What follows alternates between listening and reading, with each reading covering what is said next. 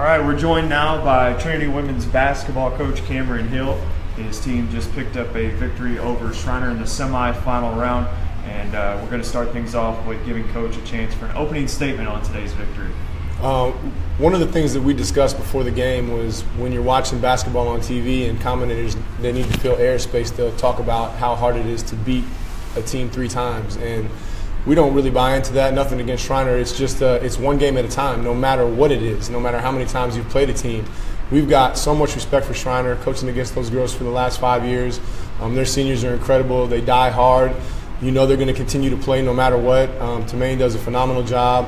I know these are all things coaches always say about their opponent, but I really do have a lot of respect for the way they played and battled to get to this position today. As far as our girls, we talked a lot today about versatility and what it takes to evolve as the game goes on. And we had to do a lot of different things today to combat all of the defensive game plans they had for us, and I thought our girls really stepped up and they really answered the bell today.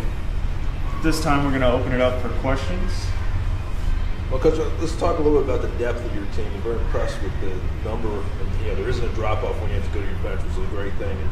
And like you said before, Shriner really came out and had a good game plan, played their best, but it looked like the depth kind of eventually wore them out and gave you a chance to put the lead, especially in that first half. Yeah, I mean, it's a testimony to our practices. Our practices are competitive every day, and we talk to our second unit about they have the opportunity every day to play against our first unit, which is going to do nothing but make them better.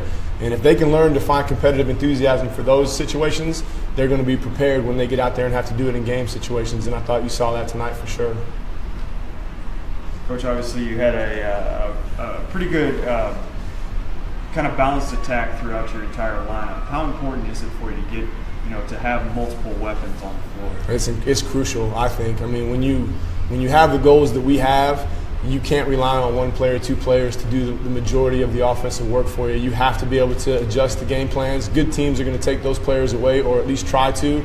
And as soon as you get your 3rd, 4th, 5th option going, they've got to make some decisions, and that opens the floodgates for the rest of them. So, I think it's a testimony to, again, keep using that word, but our assistant coach, Joe Shotland, works really hard to find us the right players for our program. And without recruiting, you don't have anything. And, I think that's what you see now. In year 5, with us being at Trinity, you're starting to see the type of athlete that we want to continue to recruit to Trinity and the type of depth that we want to continue to have in our program.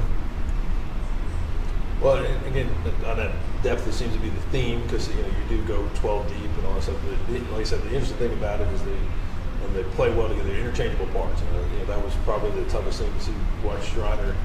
They didn't know who to go to sometimes. They hit an open shot or make an extra pass. So maybe talk a little more about how this team, especially the young ones, are mixing with the older ones. Yeah, I mean, one of the things that we do every single year is we'll put things into our offensive and defensive philosophies that we may or may not use, but we teach them so that we know how to adjust to them if we see them in a game. And that's really come into play quite a bit this year. We have a matchup zone, a 1-3-1 we've played with in practice before, but we don't necessarily use it for our defensive game planning. But that philosophy has really it paid huge dividends for us along the way. And when you have to have a team capable of competing with your first unit every day in practice, I think that depth just kind of evolves. They gain confidence when they win drills in practice, and they gain confidence when they get those minutes in games because we've done a good job getting control of the game. So, it's something that every coach really works hard for. It's something that we're very fortunate to have right now, but I'm pretty realistic about it. If we don't continue to pound the pavement and find the players, this could go away really fast. So our entire incentive is to appreciate what we've got right now and enjoy every single game, every single moment, but keep the pedal to the metal and continue to work as hard as we've been working to get here. Well, again, Coach, congratulations on the win. Trinity advances to the SCAC championship game tomorrow at 12 o'clock right here in Georgetown. Congratulations. Thank you very much. Appreciate you guys.